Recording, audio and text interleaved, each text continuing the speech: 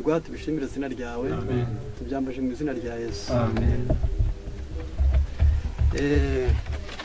kuko mwagiye musezeranirwa ko turi bukore ku by'amagara mazima tugiye kuganira amagambo atubwira gusa ngo ubutumwa bwiza bukiza umubiri n'umutima mu mvugo ngufi cyane kaba dushaka ko bakurikirana neza turavuga aho indwara ziva tuvuge n'ibyo umuntu yakora ngo yivure ariko tuvugize umuntu yagiramo uruhare neza atagiramo uruhare ariko zikamugeraho n'icyo twakora ngo mugihe nk'iki ngiki duse birwanaho kugira ngo nibura tugire uruhare mu buzima bwacu bwite bw'umubiri n'ubw'umutima. Bibiliya y'ubwayo gusa itwereka ko abantu bose barwaye. Ni Yesaya igice cya mbere umurongo wa 2 uhereye kugeza ku murongo wa 6 atubwira ngo abantu bose bararwaye muhereye mu bworo bw'ikirenge ukageza mu gitwariro. Ubwo bivuze ngo bose, bivuze ngo nawe nanjye n'undi. Kubw'ibyo bamwe bagwaye izo bazi abandi bagwaye nizo batazi. Hari abandi bafite abarwayi zifite ubwoba n'izisanzwe ari rusange mu bantu. Ariko icy'ingenzi ni uko tumenya neza ko nibura umuntu wese uruhare yagira ngo ubutumwa bwiza bugire icyo mumarira mu kumukiza umubiri n'umutima. Ni Zaburi 103 umurongo wa 3 ni ubabarira gukiranirwa kwawe kose agakiza n'indwara zawe zose. Mu ngingo ngufi cyane zerekana neza ko abantu benshi cyane barwaye ariko n'uruhare bagira. Dukwiriye kumenya neza ko nibura umuntu akwiriye kumenya neza ko dukwiriye kubanza twemera icyo bita ivugurura. Ivugurura nubwo utaba umugorozi ariko ukwiriye kugira ivugurura mu buzima bwawe. Ntabwo ari ngombwa ngo uze, si ngombwa ngo ufatanye natwe, ariko ugomba kugira icyo tega amatwi kugira ngo nawe ugire icyo wimarira mu buzima bwawe. Hari abantu bagera kuri 5 batajya bemera ivugurura, n'abana, n'abaswa, n'abakamere, n'abanyegabo, n'abahakanyi. Iyo mitwe 5 itemera ivugurura ni icyo. Umuntu wese aba afite imitekerereze y'abana n'abakorinto ba mbere 3 abantu bameze nk'abana ntabwo ndetse n'Abefeso 4:12 ndetse n'Abaheburayo 5 bwa mbere abana bo mu bakorinto ba mbere 3 n'abantu bagira nkunzi barobana ku butoni bamwe n'aba Petero n'Apolo mbese muri magufi hakaba hari abigisha bakwigisha kumva n'abakwigisha ntiyumvi. Ubwo ni umwana wo nguwo. Noneho mu Befeso 4:12 aho hatwereka neza ko hari abantu bahora bateraganwa n'imiyaga yose y'imyigishirize ngo abo nabo n'abana. Naho mu Baheburayo 5 hatubwira ko abana bakwiriye guhabwa amata. Ni abantu bahora bakeneye inyigisho zibahenda Yesu aragukunda avuga ngo Yesu ni umwami n'umukiza avuga ngo haleluya uzajya mu ijuru. Mbese n'abantu batemera indyo ikomeye y'iby'umwuka ihindura imico n'imibereho. Abo nabo n'abana ntabwo bajya bemera ivugurura rero n'ubugorozi. Noneho hakaba n'abaswa. Abaswa ni hose ya 4 muzakurikirana neza uhereye ku murongo wa 4 kugeza 6 haravuze ngo ubwoko bwanjye burimbutse buzize kutagira ubwenge ngo ubwo wanze kumenya nanjye nzakureka. Iyo umuntu yanze kumenya abagize ikibazo mwebwe rero mutega amatwi mwumve maze mumenye hari impamvu. Naho imigani 9 ho ndasoma uyu murongo wa 7 hatwereka abaswa bunageze ku mutwe w'abaswa batajya bemera ivugurura. Imigani 9 hatubwira ko hari ibintu biranga umuswa. Yarangiza umuswa ntabe wowe ntabenge ahubwo no kugira nkuko Bibiliya itwereka hakiri kare ngo tumenye. Aranditse ngo ucyaha umukobanyi abayikoze isoni kandi uhana umunyabyaha abayihamagariye ibitutsi. Urumva ko abantu benshi cyane hari n'igihe umucyaha ahubwo ukaba wihamagariye ibitutsi cyangwa se akagutuka nyine kuko niko bigenda. Hari abakamere ndagira ngo Yohana ari kwerekwa yabonye itorero ry'Laodikiya cyangwa se igihe cyacu abona abantu Imana izaje bagaya bo bakishima. Nawe utekereza kuba mwarimu ukwigisha yakugaye wowe ukiha amanota. N'ubuswa bukomeye cyane buteye ubwoba. Nta mpamvu yo kuba urakazu yaze ngo Imana nikugaya. Ubutumwa buheruka busa n'ubugaya buri wese kugira ngo tukwikosora ku kwa bose. Aho ntabwo ndi buhatinde cyane. Ndetse hariho nabo twise abanyegabo hari n'abahakanyi. Abanyegabo ni Amos 5 umurongo wa 10 naho abahakanyi ni Abaroma 2:28-32 ni abantu batajya bemera gukosorwa byanze bikunze. Imiterere yawe rero sinyizi niyanjye nawe ntuyizi niyo mpamvu kwiga tubyiga muri rusange mu buryo butuma dusabwa kubyitaho cyane kuko ari gukiza umubiri nicyo twerekejeho none uyu munsi. Hari umuntu umwe wo bita Louis Pasteur yavuze amagambo magufi cyane aravuga ngo les microbes n'est rien l'intérêt est tout. We yaravuze ngo microbe nta kivuze ahubwo aho yidagadurira niho hayiha imbaraga. Ubwo ni nk'aho batubwiye ngo tuzahura na microbe ariko imibiri yacu nibikomeye ntacyo microbe zayitwara. Undi we nawe w'umuhanga yaravuze ngo tout le monde respire le bacille de coche mais tout le monde ne sont pas atteints par la tuberculose. Undi nawe yaravuze ati abantu bose bajya bahumeka imbuto z'igituntu ariko bose ntibakirware. Ubu kwari ukwerekana neza ko umubiri wacu dufite ukuntu dushobora kuwufata ntiturinda akaga hanze ahubwo tukabuza kubona ikibanza muri twe. Ubwo nibyo bita kwirinda. Kwirinda ni ukutuma imibiri yacu igira icyo bita dynamisme bigashobora gukomera tukayirwanaho tugakomera. Uyu rero niko yavuze ati burya microbe nta kiri cyo keretse aho yidagadurira niho hashobora kuyiha umwanya. Ubwo niko wafata imbuto nziza uyiteye kwibuye ntabwo yamera ngo nuko ari nziza. Nawe microbe ije ikagera muri wowe igasanga umubiri wawe ushobore kwirwanaho, microbe niyo yapfa kugira ngo apfe umubiri. Iyo isanze umubiri woroshye rero noneho umubiri wawe urangirika igatera imbere ikidagadura. Ni nayo mpamvu nta bihugu bitagira ibinani n'ibyigomeke ahubwo ashinzwe umutekano iyo bakomeye rebera buri imbaraga. Niyo mpamvu n'umubiri wacu niko tugomba kuwurinda. Ntabwo ndi bujye kuri byinshi cyane kuri iyi ngingo. Niyo mpamvu rero dukeneye icyo bita isuku isesuye. Iyi suku isesuye ikorerwa ahantu hatandatu ku muntu wese utwumva agerageza kuzirikana bwa mbere kwamagana indwara no kugira isuku isesuye. Ni isuku y'umubiri ubwawo, ni isuku y'ibyo kurya, ni isuku y'aho turyama, ni isuku y'ubwiherero, ni isuku y'amazu tubamo, ni isuku y'ibikoni n'aho dukorera. Ibyo bintu bitandatu bikagirirwa isuku, umuntu wese akaba ari gukumira indwara. Ndasubiramo, umubiri wacu ugomba gukorerwa isuku, aho ibyo kurya bikakorerwa isuku, aho turyama hakagirirwa isuku, ubwiherero bwacu bukagirirwa isuku, amazu tubamo hakagirirwa isuku, n'ibikoni n'aho dukorera hakagirirwa isuku. Ubwo ni uburyo bubuza imbuto z'indwara kubona aho zororokera. Ibyo ndatambutse nabwo ntabwo ndi buhatinde. Ibyo wabisoma mu gitabo cyitwa Votre santé sans risque page ya 77 niho wasoma ibyo bintu.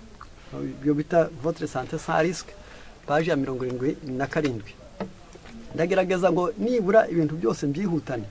Niyo mpamvu mu kumenya neza turaza kumenya neza turahera ku bwonko. Ubwonko bwacu bibiriti murinde imitima yanyu kuruta ibintu byose birindwa. Umutima uvuzwe hano ntabwo ari bita cœur ahubwo niyo bita âme. Uyu mutwe dufite ugomba kurindwa. Tugomba gukorera ibintu 12 ni mu gitabo cyitwa Le Cerveau le plus jeune cyangwa se ubwonko buzahorana itoto. Harimo ni page yacu ya 10 havuga ko hari inzira 12 zatuma ubwonko bw'umuntu buhorana itoto agakuza imyaka, ariko akaba nka Petero wavuze ngo nubwo iyi ngando yacu y'inyuma isaza ariko y'imbere hinduka inshya. Ubwo rero tugomba guhorana itoto, imyaka ikiyongera ariko ubwonko bwacu bukaba buzima. Ni bibi cyane iyo uhuye ukabona n'umuntu ufite itoto ku mubiri ariko mu bwenge ashaje. Birakwiriye ko ahubwo wasanga umubiri ushaje ariko ubwonko ari butoto. Rero kugira umuntu wese agomba kugira icyo abumarira. Kugira icyo abumarira ni urugufatiro rwiza mu mirire. Icyo ni kimwe. Kuvugurura gahunda y'ubuzima ukayivugurura neza ikagira umurongo. Gatatu ni ugukangura umwete w'ubwonko bwawe tuhora ububyagije mu gahinda no mu kudamarara. Kane ni ukurinda umutima ugakora neza. Mbese yarangiza umutima wawe ugahora ukora neza, ukawuha amavuta ku rugero, ukawuha umunyu ku rugero, ukaryama ku rugero ugakora. Icyo nacyo gituma ubwonko bw'umuntu bukora neza. Ku ngingo ya gatanu ni ukwirinda indwara z'umuriro bita maladies inflammatoires zo guhirirana z'imiriro. Izi ndwara nazo tugomba kuzirinda tunywa amazi, twiyuhagiye kenshi kandi tukarya ibisi. Icyo nabwo ni ubundi buryo kuko abantu bakunda kurwara indwara z'umuriro ahantu hambere hakunda gushya ni mu bwonko. Ku ngingo ya karindwi ni ugukura imyanda mu mubiri kuko icyo bita detox. Noneho ibyo bita kubona izo bita cure depuratif ni igihe cyo kurya imboga nyinshi, ni igihe cyo kurya imbuto kenshi. Ubwo ni ibiribwa by'ubwoko bubiri bituma umuntu ndetse no kwiyiriza ubusa. Niho gukoza icyo bita cure depuratif kugira igihe bageneye kurya imbuto, igihe bageneye kurya imboga nyinshi, n'igihe cyo kugira icyo kwiyiriza ubusa. Kwiyiriza ubusa turavuga ngo Imana yumve nk'abayobe, ahubwo twebwe twiyiriza ubusa ngo ari twe twoga umubiri kandi twumve, naho Imana yo ugutwi kwayo kwapfuye binanirwa kumva. Noneho ku ngingo ya 8 ni ugukoresha amavuta ataremereye. ku isi hari igihe ujya gusanga ayo mavuta kenshi abenshi bakoresha urugimbu ruremereye, ibintu bifite cholesterol nyinshi, abandi benshi bakomeresha ibiba ku nyamaswa, bigatuma ubwonko bwabo buhora ruremereye, kandi ubwonko bw'umuntu buhora bukeneye amavuta ataremereye. Noneho ku ngingo ya 10, oya ni ibyo kurya bigaburira ubwonko neza.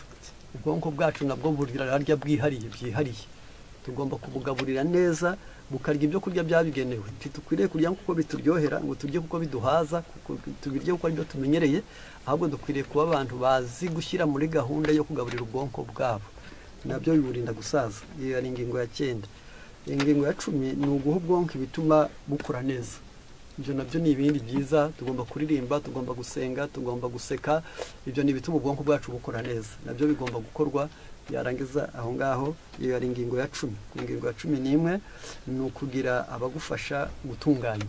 Ubundi mu buzima umuntu agomba kugira inshuti, akagira abagenzi be, akagira abo baseka hamwe, abamubwira inkuru nziza, abona abazitura. Yarangiza ibyo nabyo bituma ubwonko bw'umuntu budasaza, icyo gituma tutemererwa kugira ubwigunge. Ku ngingo iheruka ni ukugambirira guhindura ibidatunganye. Muri ubu buzima hari igihe kibaho, yarangiza umuntu akabaho akumva atazava ku cyejo, akumva atazatura, akumva atazihana, ahubwo akaba yahitamo gupfa kugira ngo kuko niko byagendekeye Yuda, aho kugira ngo ajye kubwira Yesu ngo mbabarira, ahubwo yagiye kubwira abatambyi ngo bari ku mugambi, bamwangiye ajya kwiyahura. Ubu se niyo yari inzira yoroshye, iyo anyura ya Petero yagiye kwihana, nawe yari gukiza ubugingo bwe. Rero hari abantu benshi cyane bagira ipfunwe mu buzima, niyo mpamvu yatumye ndi bushake gusoma mu cyigisho cya 49 mu gitabo cyitwa Intekerezo imico n'umuntu. Kuri babandi babona amasaha yamaze kuba maremare, ndi mu bantu bari bubihutire, mwe kwirirwa mugira inkeke, ndabyihutana kandi bwangu, kuko nta nubwo mwe kwirirwa mwigora, ntabwo turi bugere cyane, turi bugere kure cyane. Muri kino gitabo cyitwa Intekerezo imico n'umuntu, mu cyigisho cyacyo cya 49, mu cyigisho cyitwa umubabaro, harimo aya magambo agira ati le chagrin, l'anxiété. Ni cyigisho cya 49, page 473. Haranditse hagira hati le chagrin, l'anxiété, le mécontentement, le remords, la méfiance tendent à briser les forces vives et à provoquer l'affaiblissement et la mort. Guhora umuntu agundiriye umubabaro, abuntu abuze amahoro, atishimye, afite ipfunwe, asuzugura. Ibi bintu iyo bibitse mu muntu ni nko kubika umunyu mu mwenda, biragenda maze bigatera gucika intege no gupfa, amaherezo bikavunagura imbaraga, bivunagura imbaraga, bica intege, bigatera gupfa. Niyo mpamvu Bibiliya mu Bukristo ifite uruhare mu gutuma umuntu aba muzima, kuko byanze bikunda. La tristesse nuit à la circulation du sang dans les vaisseaux et dans les systèmes nerveux et gêne le travail du foie. Iyo umuntu ahorana umubabaro, bijya bituma amaraso, bijya biburiza, bigwa nabi imitemberere y'amaraso mu mitsi, bigatuma imitsi, urwungano rw'imitsi yumva rudakora neza, kandi umwijima ntukora umurimo wabwo bihagije. Ubwo noneho umuntu yibeshye akitetesha cyangwa se akanamuswa, yarangiza akiteza ibibazo akanabigundira, ntawe yabaguye nabi kiretse kwigwa nabi. Yatuma amaraso adatembera neza muri we, yatuma imitsi yumva ye idakora neza, kandi yatuma umwijima we udakora neza.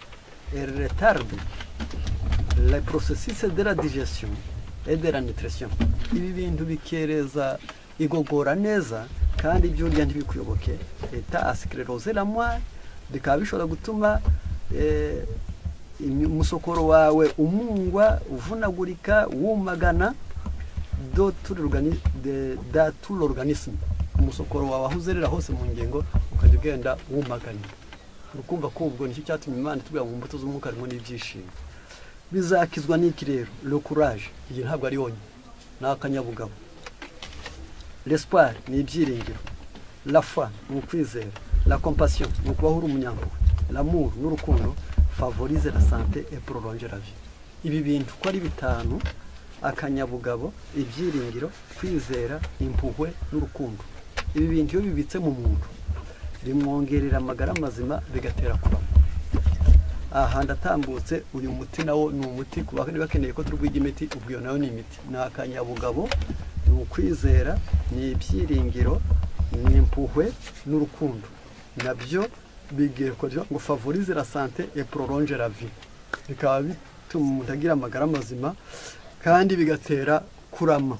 Aha rero ntabwo ndi bugerageze gusa naho ndi bujye mpatenda kuri buri ngingo, ahubwo tugiye kwinjira mu miti nyirizina, aho twashaka kwereka nibura turebe.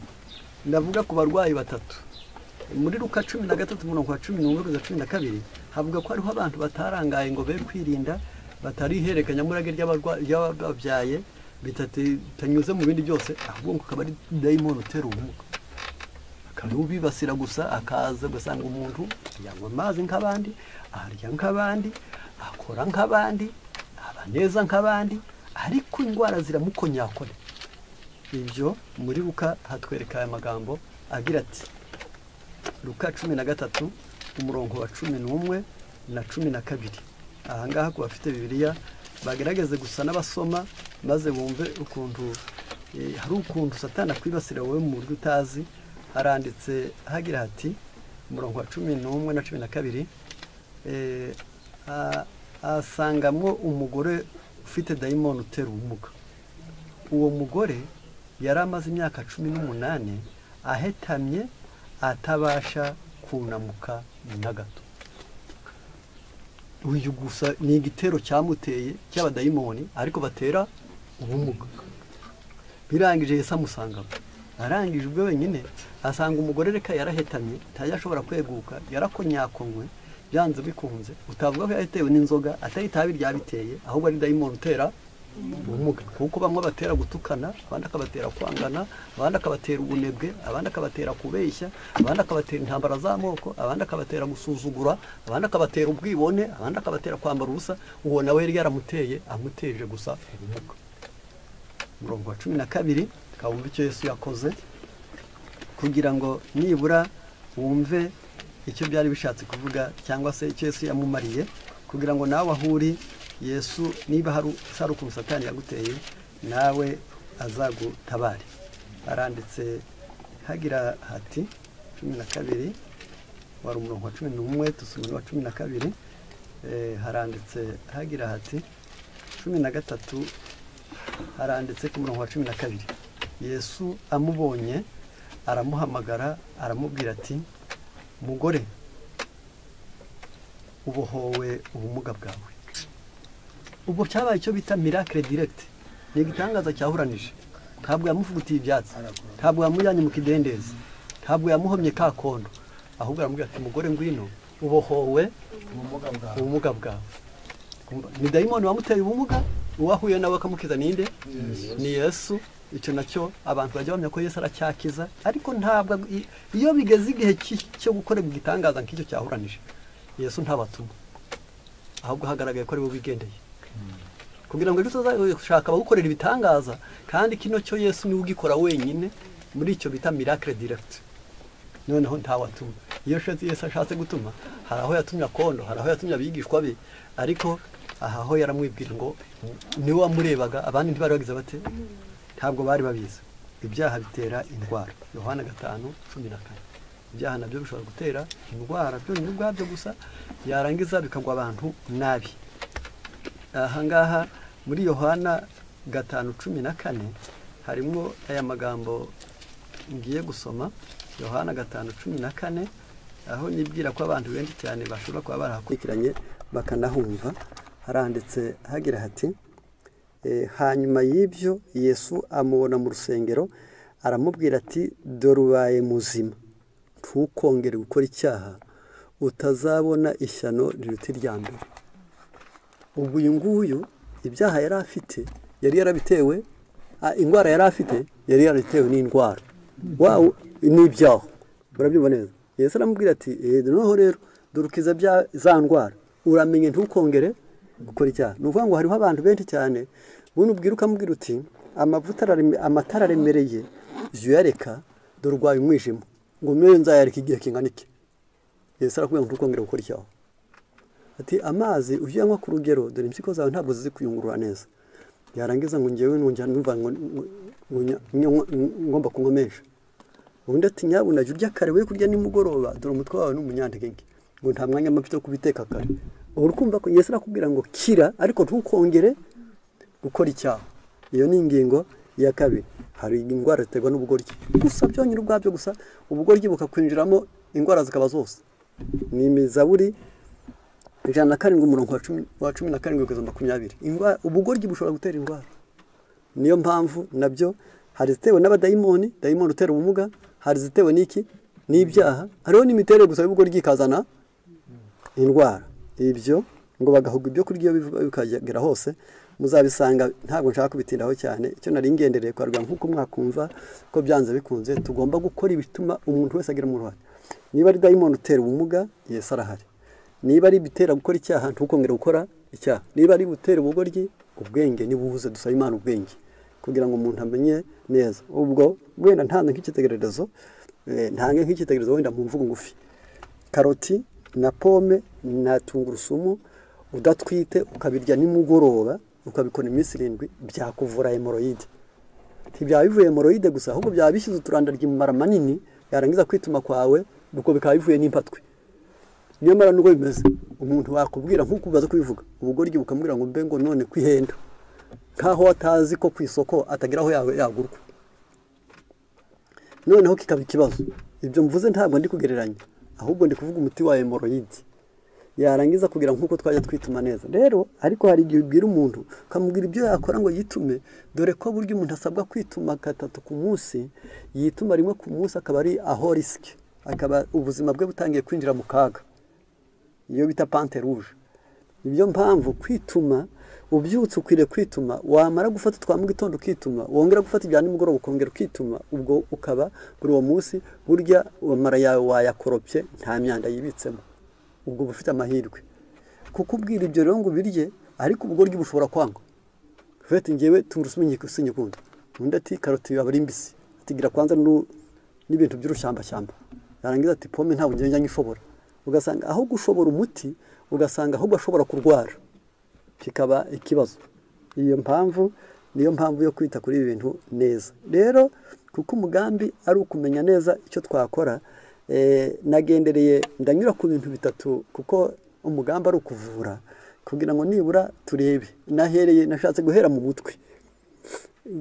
mutwe mfite impamvu yatumye nshaka kugira ngo ariho duhera mu gitabo cyitwa gukiza kwavuye mu ijuru paje yacyo ya 101 harimo aya magambo Madame White we yavuze harya ayavugaho mu ngingo nyinshi cyane avugaho aho yagize ati la guérison divine utilise des remèdes naturels gukiza kwavuye mu ijuru hari aho kwiyambaza ibyaremwe gukiza kwavuye mu ijuru hari aho kwiyambaza ibyaremwe hari abasizwe utwondo ku maso hariho ababwiye ngo haguruka ugende hari abagiye bafata ni byinshi cyane hepfo arakomeza ati la Bible nous enseigne clairement que le salut de Dieu est impartial Bibiliya itwereka neza ko ku mugaragaro ko gakiza k'Imana katarobanwa ku butoni ubuntu buzanira abantu bose agakiza bwaragize gute bwarabonetse umuzunganganya n'umwirabura umukene akanganya n'umukire uwizahangana n'utarize umukristo akabinganya ayo ubwo burenganzira akabunganya n'umupagani yarangiza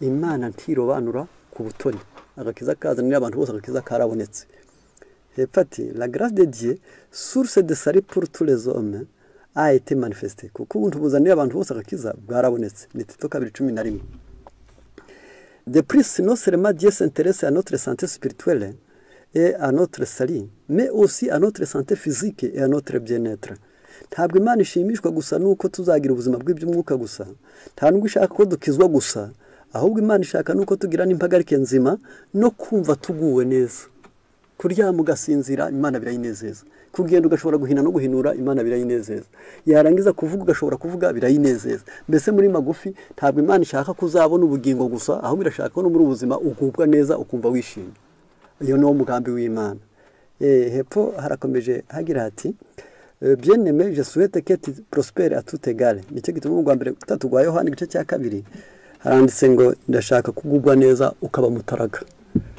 je suis venu afin que les brebis et la vie et que les en abondance nashatse ko zibona ubugingo ndetse ngo zibone bwinshi ni Yohani 10:10. Imana ishaka yuko abantu babona ubugingo ariko bakabona niki na bwinshi. Dieu doit être juste et équitable. Imana ni nyakuri kandi igomba gukiranuka. Sans son sali et sa guérison, agakiza kayo no gukiza kwayo suit les lois de santé et de la médecine naturelle. Binyuriye ku mateka agenga amagara mazima n'imiti karemano. Imana ishatse kugukiza n'ubundi yambaza ibyo bintu byombi. En fait, doit être sensible, accessible à tous. Ibyakiza umuntu wese bigomba kumuba hafi. Maze umuntu wese akabonaho uburenganzira. Ibivangu zawe mu byumba bagusengera Imana ikubwira ngo nawe ngwino wiyakira agakiza. Niyo mpamvu Yesari era guérison faire par Dieu. Agakiza no gukira iza ku mutima n'akumubiri. Byose Imana nibitanga. Imana niyo ibitanga mu nzira eshanu. Accessible à tous, bwemere umuntu wese, inestimable mais peu coûté.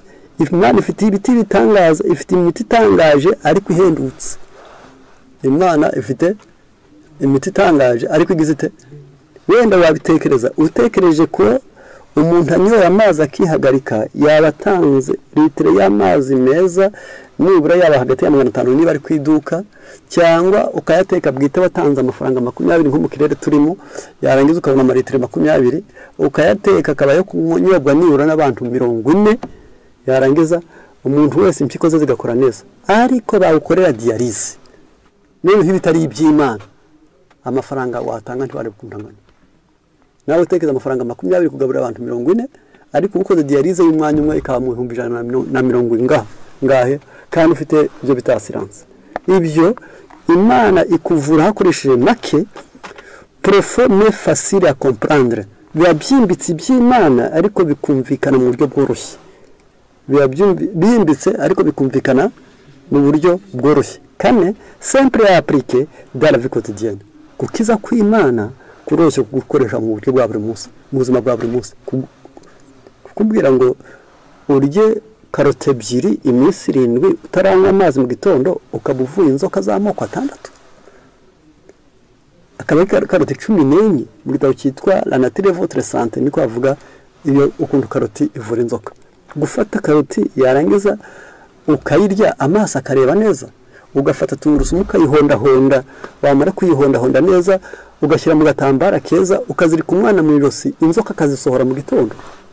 Uburyo ahumetse gusa ya mwuka icyakora izatungurusumu tuzigeze ku ijosi. Narabwo ntabwo ndi gutanga ibyitegerezo ubwo ndi kuvura. Noneho kubwibyo ni uburyo avuze ngo simple à appliquer dans la vie quotidienne. Ni ibintu byoroshye mu gukoresha mu buzima bwa buri munsi. Inzira ya gatanu yo gukiza kw'Imana, très efficace contre les péchés et la maladie. Imana mu gukiza kwayo igirwanya icyaha ikarwanya n'indwara. Ubwo ni ubundi buryo ikoresha mu gukiza.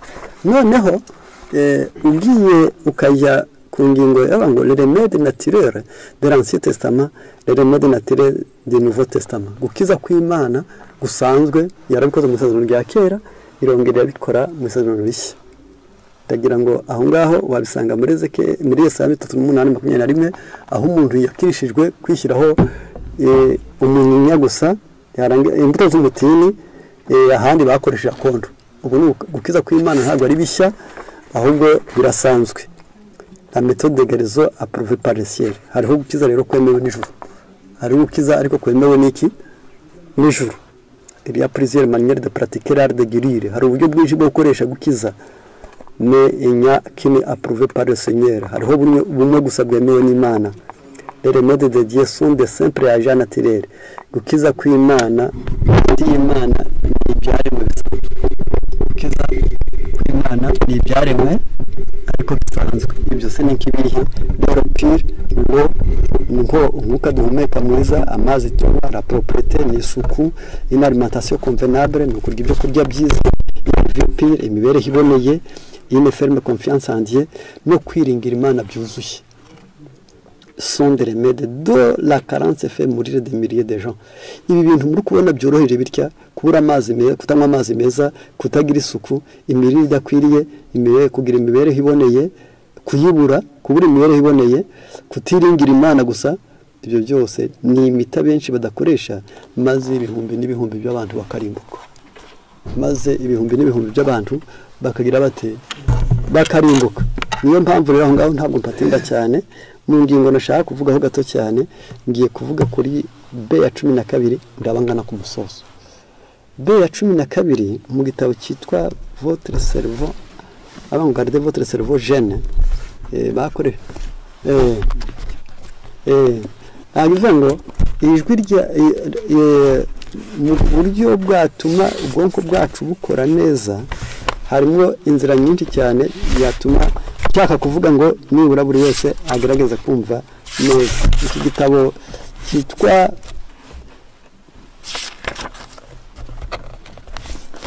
yabita Garder votre cerveau jeune, bakoresheje page yacyo ya 69 baza kuvuga ngo ni page ya 69. Ngiye kuvuga vitamine B ya 12, umugambi nyamukuru ari mu nzira eshatu. Itumari iki, tuyibuze bitwaye iki, twayikurahe. Ubwo nibwo buryo dushaka kuyivugaho, kandi buri wese agerageza kudukurikirana neza, muraza kumva ko hari icyo bitumariye. L'effet de la carence sur le plan neurologique. Iyo tuyibuze icyo bitwara imyakura yacu, iyo tuyibuze imyakura yacu ikora nabi. Cause de difficulté à retenir l'acide folique. Acide folique cyangwa se B ya 9 ishobora kutuzuza ibyangombwa kandi wayiriye bitewe no kubura B ya 12, bigasa n'umugenzo ufite tike ariko akabura imodoka. Noneho créer un risque d'anémie pernicieuse. Kubura B ya 12 byatuma umuntu ahorana amaraso make kandi arya nk'abandi. Icyo ni igihombo. Gatatu, peut entraîner des problèmes de synthèse de l'ADN. Amaraso yawe mu murongo wayo yati cyerekezo, aho ujya kumva abantu bamwe bafite imikorere y'amaraso yabo itagira umurongo. Ntabwo ndi bisobanura hangango nje mbitindaho. Ingingo ya 4, cause une baisse générale de fonctionnement neurologique. Kubura B ya 12 kwatuma imyakura yawe idakora neza umurimo yagenewe, kuko iyo myakura ntabwo yaje ishobora gutumanaho, guherezanya, gukorana, gukora, noneho bikaba ikibazo. Noneho cause une rupture de la formation de la myéline. Ku bantu bajya babona amashanyarazi, bajya babona izi nsinga baba barashyize icyo bita izora mu bwonko bw'umuntu, naho ayo mashanyarazi arimo ariko agira icyo bita izora, niyo bita myéline. Noneho iyo umuntu abuze B ya 12, iyo myéline igenda ivaho, noneho ukazagira icyo bita trou du cerveau, amakuru yawe akagenda atakara, kwibagirwa bikaba kenshi, cyangwa ubwenge bugatakara, cyangwa ugasaza mu bwenge. Ibyo nabyo ni B ya 12 ibibuze. Ku kagango gaheruka ravuze ngo mène éventuellement à une dégénérescence de la moelle épinière, imisokoro yawe igenda yononekara cyane, et des problèmes neurologiques graves, maze yarangiza imyakura yawe ikangirika mu buryo bwuzuye ari uko wabuze B ya 12. Impamvu rero kugira ngo nibura tubemo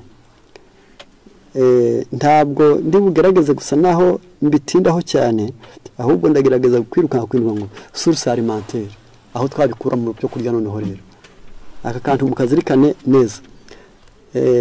Aravuze ngo dans le corps des micro-organismes produisent de la vitamine B12. Hari igihe mu mara yawe manini harimo iyo B ya 12, mais elle n'est pas disponible pour l'absorption. Ishobora kwirema ariko kwinjira bikanga. On trouve la vitamine B12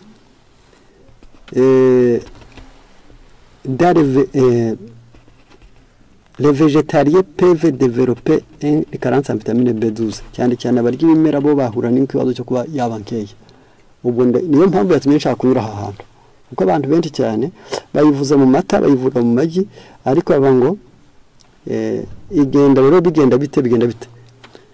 Ibimenyetso nyamukuru byayo bavuze ngo ahantu twayibona kandi bitagoranye harimo nk'iyitwa spirulina, irayigira, ikaruti y'inyama n'iya soya, tukagira akantu bita lin, icyo bita line, grain de lin nayo ikayigira, tukagira akantu bita quinoa, tukagira na soya. Ibyo byo n'ubwabyo gusa, ibyo bikaba bifite kugira ngo abantu batazaza kwibona. Iyo rero wayibuze B ya 12, reka bigenda bite. Aravuze ngo son apparition est insidieuse, kuyibura kwayo, kuyibura yarakana insimbutse, Une carence peut prendre jusqu'à 2 ans avant de montrer des symptômes. Ushobora kuyibura ukarangiza imyaka 2 nta bimenyetso bya byatangwa byo kutayifite. Ushobora kubura B ya 12 hagashira imyaka 2 nta kimenyetso kiranga ko wayibuze. Urukumva kubwo ibundama cyane igihe kirekire. Noneho abati son apparition est insidieuse, kubura kwa kugaragaza ibimenyetso byo kwibura bigenda byiyoberanya. La faiblesse ni nko guhorana intege nke, la fatigue kugira umunaniro, la dyspnée guhumeka nabi sont des signes d'anémie dits à la carence de vitamine B12. Guhora buri gihe umuntu gato cyane akabananiwe, gato cyane akabacogoye, gato cyane agahumeka nabi, gato cyane ukabona nta mbaraga afite. Yarangiza ibyo des engourdissements, kumva usa n'uremereye ingingo, des picotements dans les pieds, kumva ugira ibintu bimeze nk'ibicuro yaba no mu birenge, des mains no mu biganza, des diarrhées kugira impiswi kenshi, des pertes de cheveux, gupfuka umusatsi nta mpamvu, l'impotence ni ukubura bushake bw'imibonano ku bagabo n'abagore, irritabilité gukunda kurakara ubusa, dépression ni ubwihebe, les problèmes de mémoire no kutibuka ont été rapportés umusaruro ukomoka mu kuyibura. Niyo mpamvu mu kuyishaka birakenewe kugira ngo abantu bajye bumva neza ibyakorwa. Aha rero ndagira ngo navuze ibyo wayibonamo. Ibyo ndaza kubivugaho kenshi kuko nababwiye ibimenyetso by'uko umuntu ayibuze ni uguhorana umunaniro, ni ukugira intege nke, ni uguhumeka nabi, ni amaraso make, ni ibicuro, ni ukumva uremereye ingingo, ni ibicuro mu biganza no mu birenge, ni impiswi itagira impamvu, ni ugupfuka umusatsi bitagira impamvu, ni ukuzimiza ubushobozi kububatse b'impande zombi, ni ukurakazwa n'ubusabusa, ni ugukunda gufatwa n'ubwihebe gato, ni ukunanirwa kwibuka. Ibi byose ni ibimenyetso by'uko umuntu aba yibuze. Rero kubw'ibyo kugira ngo tuye tugerageza kuzirikana neza icyo twakora mu gihe nk'iki ngiki, ngo kandi ubuzima bwacu tubwirukankeho kandi tunabufate neza tunabungabunge. Niyo mpamvu dukeneye n'ibindi byo kurya byiza byo kwifashisha ngo nibura tuye tumenya. Byo nabivuzeho gato cyane kandi ntashatse kubitindaho. Noneho ndavuga kuri iriya ndwara yitwa depression, kuko nayo ni ikibazo. Ubwo bwihebe, ubwo kumva wiyanze, kumva ikintu cyose mbese kuzinuka kandi kose kakaba kakuremerereye, kandi kose kakaba kakuremerereye, icyo nacyo niyo cyatumye nshaka nibura nacyo nkivugeho. Turebe umuti wabyo ariko tureba neza icyo twakora. Muri kino gitabo cyitwa Intekerezo imico n'umuntu cya kabiri mu kigo kitubwira ngo ubwihebe, ni ikigo cya 52, haranditse hagira hati un esprit satisfait et joyeux et la santé de tous les corps. Iyo intekerezo zinyuzwe kandi zishimye ni ubuzima bw'impagarike yose. Icyo ni ikintu gikomeye cyane. Dieu connaît chaque personne. Imana izi buri wese muri twe ku izina rye. Il prend soin de chaque individu comme s'il était le seul pour lequel il a donné son fils. Imana yitawe kuri buri wese nk'aho ari we wenyine uri ku isi wenyine. Noneho kubera iki se ari ngombwa ngo tubimenye? Dukwiriye kumenya cause de depression, impamvu ituma abantu biheba. Noneho kubw'ibyo ahangaha kwiheba niki bitwara iki? Certains font preuve d'une réserve froide, glaciale, d'une raideur implacable et repoussent ceux qui sont soumis à leur influence. Iyo ubwihebe bwagufashe urangwa no guhora ukonje, usa n'umuntu urimo amanyinya, uba nabi, utegerwa, wigiza ikikwegereye cyose. Ubwo umaze kwiyangana ko babyita. Yarangiza bikabyara iki rero? Cet état d'esprit est contagieux. Icyakora iyi miterere y'intekerezo iranduza, ikreye une atmosphère qui altère les bonnes impressions et la bonne résolution. Bituma umuntu ashobora kuvuga nabi cyangwa agafata imyanzuro nabi.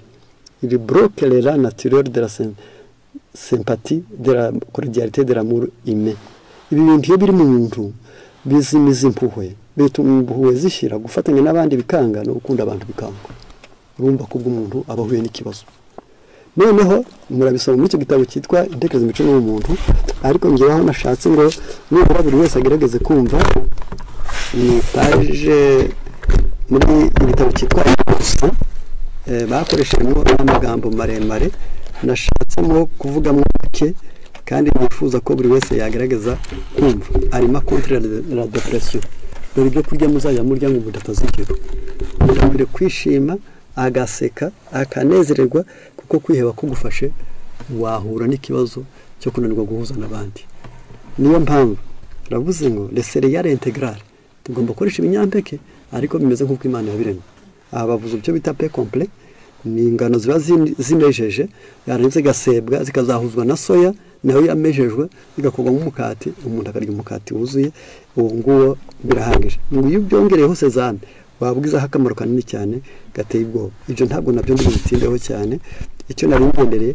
kwari kureba ndetse amashaza nayo arakenewe icyitwa graine de lin nabyo birakenewe ibyo abandi bita flasque nta nubwo bigura menshi cyane urebye ukuntu bigura birafasha cyane bituma umuntu atiwe arimo contre la depression noneho bakubwira bati hakeneye ibishyimbo hakeneye two bitarantiye hagakenera ibyo bita ingano hagakenera imiteja amashu bita shubrokoli hagakenerwa avoka hagakenerwa amaronji ibyo bintu byose biri mu bintu bituma kimwe muri ibyo gukunda kubihindura ukavuga ati ndarya avoka n'ibishyimbo ndarya se amaronji hamwe n'ibyo avoka ndetse n'ibishyimbo cyangwa na rantiye ese ndarya ingano zinitse ese ndarya amaronji ese ndarya shubrokoli ubwo ni ubundi buryo bwo gutuma abantu batiheba hirya yaho kuba twumva bari kure umuntu aba akeneye itunda bita kiwi ukagira ironji ugakenera inkeri ugakenera ndetse n'ibyo bita date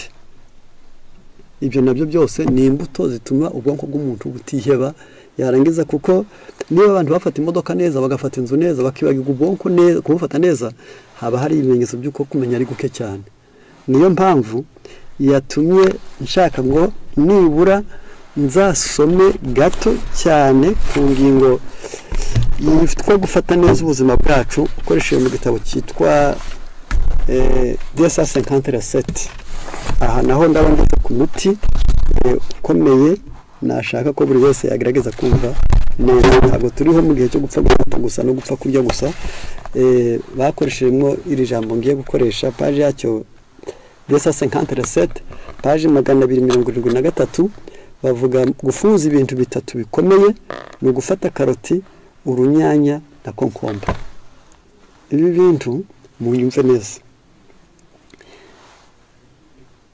amagaramu 500 ya karoti n'amagaramu 500 y'inyanya ubwo ni ibirahure bibiri ubirebye kuri buri bwoko ugafata na konkombe imwe gusa yarangiza ukabisya ukabikoramo umutobe icyo bita smoothie cyangwa ukabisya cyane rwose bikahinduka umutobe ukanyobwa ndabisubiramo iki ni urugero rw'abantu bane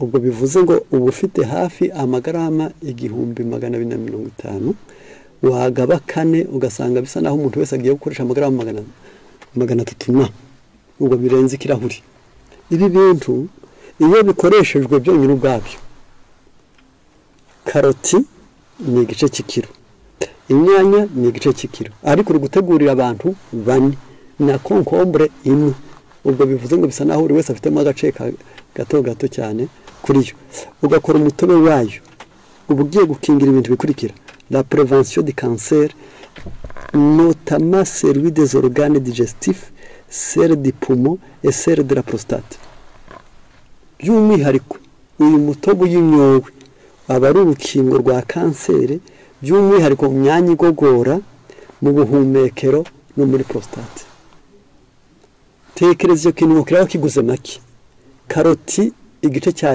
igice cy'ikiro inusu yarangiza tomate inusu konkombre imwe ukabisya wamara kubisya byonyine ubwabyo gusa umuntu ukagabira kane ibyo bivuzwe n'ibyabane ubwo bivuze nk'umuryango wawe ubonye ariko akaba ari urukingo prevention ni prevenir que guérir ni kwavuga ngo byaba byiza wakingiraho kuvura noneho kubw'ibyo ukabukingiye kanseri yo mu myanya igogora ukaba ukingiye kanseri yo mu buhumekero kandi ukingiye kanseri ya prostate.